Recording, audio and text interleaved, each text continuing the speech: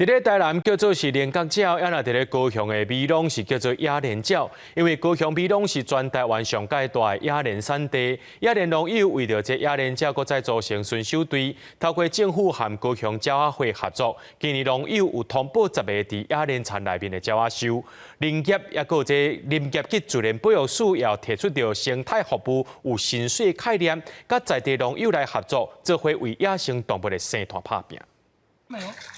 班长把雅莲对水内底挽出来，雅莲是规年冬天拢伫咧水内底生活的食物，所以会形成特殊的湿地生态。因为遮好藏佮好味，所以袂互发现，嘛是雅莲鸟做收的第一选择。高雄鸟仔会推动雅莲鸟的保育工作，根据鸟仔会统计，2022年接到水莲田内底有2个鸟仔收的通报，到今年已经增加到10个收。常在会看到鸟仔妈妈伫咧饲鸟仔囝，所以即马不时拢会当欣赏到雅莲鸟甲农友同齐出现的画面。有愈来愈侪种雅莲田的农友。愿意甲雅莲鸟分享因的产区啦，过去2冬一队巡守的农友，明年有可能会再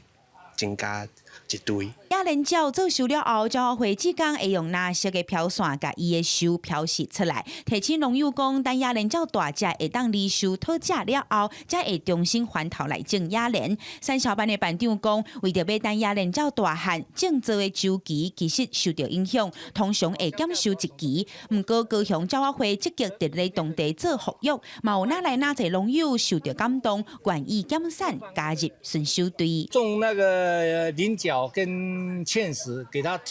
尽量给它提早生蛋，一直想办法说要怎么样才可以减少我们的损失。所以讲他们也很努力，我们看到心里也是很那个，所以讲我们一直支持他的。林业甲自然保育署为着要补偿农友的经济损失，除了友善农地补助1甲3万块，成立巡守队补助6万，有看到鸟仔有来通报的，嘛有3000块，提供生态服务有薪水的方案，甲农友要共同来推广野生动物甲农地共生的友善环境。记者柯昭阳高雄报道。